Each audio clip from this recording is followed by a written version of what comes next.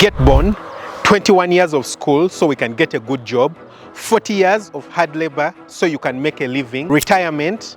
After that, then you can have some rest if you manage to save enough for your retirement. If not, then you get to work for the rest of your life so you can make a living. And then finally, death. You'll be lucky if it's not preceded by a long course of illness. That's life. That's how it usually turns out. That's how it ends up being. But that's not how we imagined it to be when we were 10 years old. When we were 10 years old, we all imagined that you would grow up to do a job that you love. For example, be a pilot or drive a tractor, or maybe treat people so that everyone is grateful and they see you as a hero. We imagined we would make a lot of money to have whatever we want in life, and we didn't care about death because it didn't really matter. We were happy. I personally decided quite a while back, at a rather young age, that I'm not going to live the typical lifestyle that we've been accustomed to. One of go to school, work, retire, and die. That's what we've been accustomed to, but I honestly wanted to be happy. I noticed that I want to be happy. So at the age of about 21, while in medical school, I realized that there is more to life than just doing the kind of job that you've been set out to do. Of course, while we are still young, we all have the dreams. And for me, I won't say that my dream was to be a doctor. Actually, I think my dream was to be a pilot. But later on, I noticed, well, there is no path for me to be a pilot. It was more practical for me to be a doctor. And of course, here I was in medical school, chasing my dream.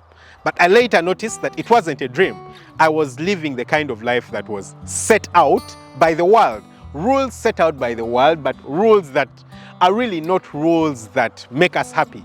Things that are standards for the world, but they don't define happiness. I mean, just walk to the next person next to you and ask them, do you define your life as happy? Find out how many people you know actually consider themselves to be happy. The biggest percentage of people don't consider themselves to be happy. Why?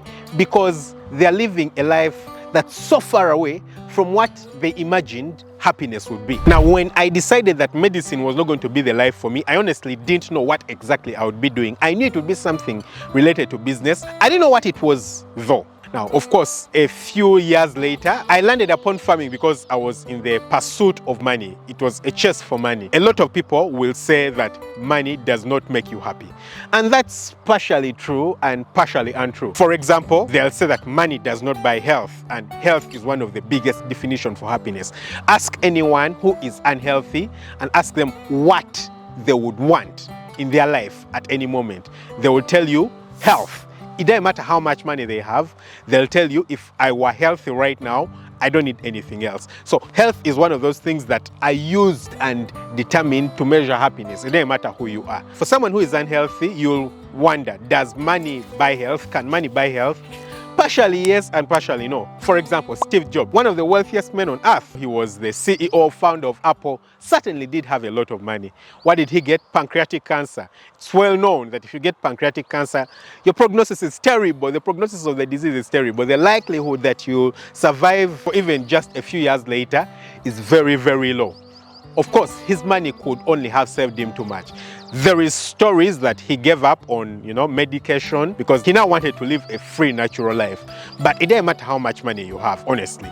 With pancreatic cancer, the likelihood that you'll survive it is very low. So your money won't save you when it comes to that. But if, for example, you're in a rural setting like I am right now, and you got a heart attack, for example, you know what would save you? If you are airlifted as quickly as possible to one of the best hospitals where they can do the surgery from. Now, where does money come in? If you can get airlifted, to be airlifted, you need money. You don't need to sit on a motorcycle or on a bicycle or in a car to be driven, 400 kilometers away. How long would it take you to get there? You'd probably be dead. But if you are airlifted, it increases your chances. Also, to be taken to the best hospital, to have the best surgeries by the best doctors, it needs quite an amount of money. So in that case, someone who has money would say, money bought my health. Because I had money, I was able to survive. So the idea is that money gives us more possibilities, yeah? In the end, it gives us more possibilities. People can say that money does not buy happiness, but money, for example, can buy you time, which time you can then utilize to be happy. For example, if you have children, you have a family, but you don't have money, you can't prioritize spending time with your children over making sure that they have food. So you have to go work, hustle, work as hard as you can so that you can get enough money to look after your children. In the end, if your children don't have food, what's the purpose of spending time with them? But then if you get to the point where you're comfortable enough, you have businesses, you have sources of money that ensure that even if you have time off, you can still bring in money and you'll not be starving, then you can spend time with your children. You can spend 2-3 hours with your children every day and play with them, and generally you'll be happy. So in this case, despite the fact that they say money doesn't buy happiness, money just bought you happiness because you're happy because you're spending time with your children. You generally don't derive happiness from your job, but you derive happiness from spending time with your children. So I started a farm, and honestly, at the beginning, it wasn't a very smooth route. It's not like I was living the good life, like everything was just moving on smoothly. No, it was quite tough at the beginning. Honestly, not quite tough, very tough. I had a lot of issues. For example, I had diseases on the farm that I had to struggle with, hustle with. Also, I had issues with expenses. It was quite expensive to start and run the farm. I was really broke at some point, struggling to get money to make sure the chickens are fed. Also, I had management issues, had terrible managers at the farm, people who would steal from the farm. So it was quite difficult and expensive for me to get the farm to the point where it was relying on itself, where I didn't need to struggle, where I was comfortable enough to run the farm without a lot of pain. But I finally figured it out and got into the rhythm of the farm. I finally managed to make things work and got the farm to the point where I can get good results. Now, people will say that for a farm to be functional, you must be present 100%. But a farm cannot run without your presence. I finally broke that myth, I got the farm to a point where I can 100% run without it. Ideally, for any business, you don't want a business to be something that can only survive with you, because if it's only surviving with you there, then it defeats the whole purpose of creating a business. When someone starts a business, they start a business because they want to be able to do the things they want, whenever they want, from wherever they want. They're running away from a 9-to-5 job because at a 9-to-5 job, your timetable is being dictated for by particular people. But if you're starting your own business, doing entrepreneurship, you want to run away from that. So it defeats the purpose if you're starting a business where it only succeeds while you're there. You're actually making it worse, because when you are employed, at least it was only 9-to-5. If you're employing yourself and the business only works when you're there, generally businesses are 24-hour, work in a business is 24 hours. So if your business is only going to survive when you're there, then that's a terrible business. You don't want to be there, and I don't want to be in such a position. So well and good enough, I managed to get myself to that point because I want to do other things, guys. I want to be able to do other things. I want to start other businesses, not only the farm. I love tourism, I love hospitality kind of business, and I've already made particular steps to move in that direction. Also, I love real estate and things like that. Well, real estate doesn't take a lot of time and involvement, but I want to be involved in other things and not just the farm. It would defeat the purpose for me if I had to be at the farm for it to be a success. Thankfully though, it has actually turned out to be a success even in my absentia, because I've developed systems, I've developed a framework, one that works 100% even in my absentia. So then you're thinking to yourself, how does a farm make you happy? Honestly, the farm is like the best thing that could have happened to me. First of all, you're wondering, am I involved in the farm? Yes, I get quite involved in the farm. I personally love working with my hands. And despite the fact that I may not, for example, work inside the chicken house and consistently, be feeding the chickens and things like that, I occasionally move around, check on the guys, see what they're doing, see if they're following the protocols that we set here, see if everything is being done the right way, and then I'll be involved a lot physically. I love seeing things being built. Currently, for example, you can see right here that we are preparing to build a chicken house. So some people have been digging the place and trying to flatten it so that we can prepare it for a chicken house that we're going to be building recently.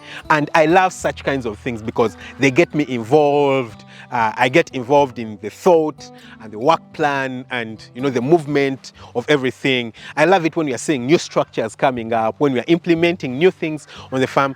It provides a lot of life for me. So the farm for me is a place that I go to run away from chaos from the city, for example, because the city is really terrible, a lot of pollution, a lot of noise, a lot of chaos. Right here, you're out in the open with a lot of, fresh air, very comfortable, very lovely. Also, it's easier for me to concentrate and actually work when I'm on the farm. I can just sit down under a tree and open up my books and start doing whatever I need to do, focus very, very well, focus properly with good air, with good food, because I eat organic food from the farm. I have bananas, I have fruits, I have guavas all around the farm. It's generally a lovely, beautiful environment for me on the farm. So I have tried personally to escape, to run away from the 40 purposeless years, from graduation to retirement that a lot of people live. I'm personally happily living in my retirement. What people would imagine retirement to be is what I'm living every day. Of course, a lot of times I have a lot of things that I do that I wouldn't have loved to do, but for me, that's part of the joy and the satisfaction, knowing that occasionally I push myself to do things, to put in the effort, to get particular results. That makes me happy, but also knowing that I don't have to do that every day, that I can pursue my goals, I can pursue my vision, I can pursue my dreams, and I don't need to be worried whether I will have food tomorrow, whether I will be eating, whether I will survive, that I can put my vision on something and try to implement it and see that it comes out the best way that it could have come out. That gives me a lot of joy and a lot of satisfaction. And honestly, the only way I could ever have gotten to that point is on a farm. The environment on the farm, the way I live on the farm has created this for me. It has given me purpose, it has given me joy, it has given me satisfaction, and I'm certainly 100% able to get the results that I always wanted to get when I was 21, when I was 22, and I envisioned my life outside medicine, but I didn't know how it would turn out in the future. I'm certainly right here. I've decided to be intentional about living my life and not just letting my life happen to me without me noticing it, and by the time it passes me by, it was just years of work. I've decided to make it happy, and I hope you too can find joy from living on a farm or from doing the things that you're doing. Don't forget to hit the subscribe button, smash the notification bell. Catch you very soon with another video. Lots of love. Bye-bye.